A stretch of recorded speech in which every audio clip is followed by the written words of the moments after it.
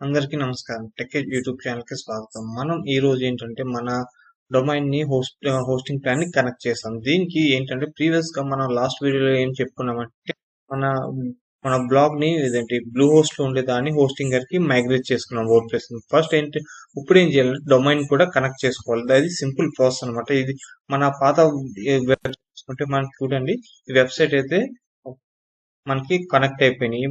ఈ 3 websites connect అయిపోయాయి. మనం డొమైన్ నేమ్ కూడా ఇంటిగ్రేట్ చేసుకోవాలంట హోస్టింగ్ కంపెనీతో. ఇప్పుడు ఏం చేయాలంటే ఫస్ట్ మనం ఈజీగా సింపుల్‌గా అయిపోవాలంటే ఫస్ట్ అయితే మనం జీమెయిల్‌కి వెళ్ళిపోవాలి. జీమెయిల్‌కి వెళ్ళిపోతే మనకి congratulation your hosting account is ready అని చెప్పేసి వచ్చేసింది. ఇప్పుడు ఏంటంటే కనెక్ట్ యువర్ డొమైన్ అని చెప్తుంది. మన ఈ డొమైన్ నేమ్ ని అంటే must connect your domain and టెక్స్.in విత్ యువర్ హోస్టింగ్ ప్లాన్ అన్నమాట.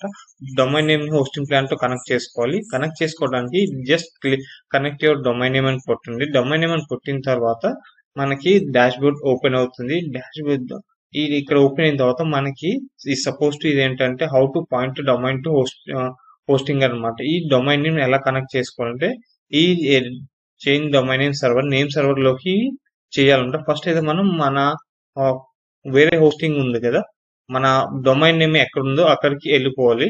అక్కడికి వెళ్ళిపోయి దాంట్లో మన డిఎన్ఎస్ మీ డొమైన్స్ ఉన్నాయి కదా, ఇది బ్లూ హోస్ట్ లోకి వెళ్ళి ఇదిగోని క్లిక్ డొమైన్స్ లోకి వెళ్ళి మై డొమైన్స్ అనేది క్లిక్ చేయాలి.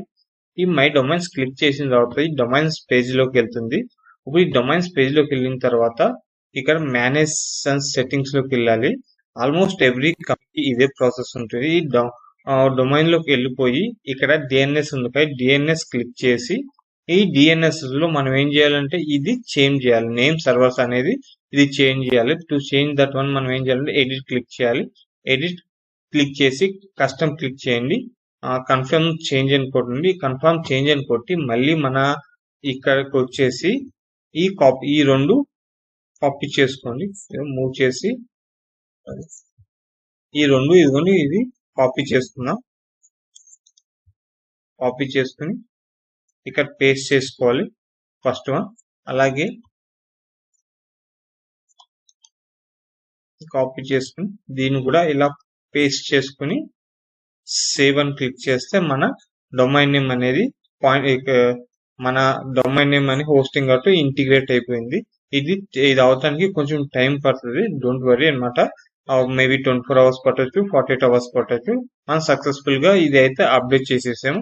ఈ అప్డేట్ చేసిన తర్వాత మనం ఇప్పుడు చూద్దాము. అలాగే సింపుల్ గా ఇలా అయితే అప్డేట్ చేసుకోవాలి. ఇది simple process. First of all me Hostinger గా మీ హోస్టింగ్ కంపెనీ హోస్టింగ్ వెబ్సైట్ లోకి వెళ్ళి మన డిఎన్ఎస్ నేమ్ సర్వర్స్ అయితే కాపీ చేసుకుని మన డొమైన్ సర్వర్ కి వెళ్ళి డొమైన్ సర్వర్ లో మన డొమైన్ లొకేషన్ లో మన డిఎన్ఎస్ అనేది చేంజ్ చేసి సేవ్ సెట్టింగ్ కొడితే ఈజీగా అనేది డొమైన్ అయితే మనకి ఈజీగా కనెక్ట్ హోస్టింగ్ కి డొమైన్ అయితే ఈజీగా ఇంటిగ్రేట్ అయిపోతుంది. ఇది సింపుల్ అనమాట.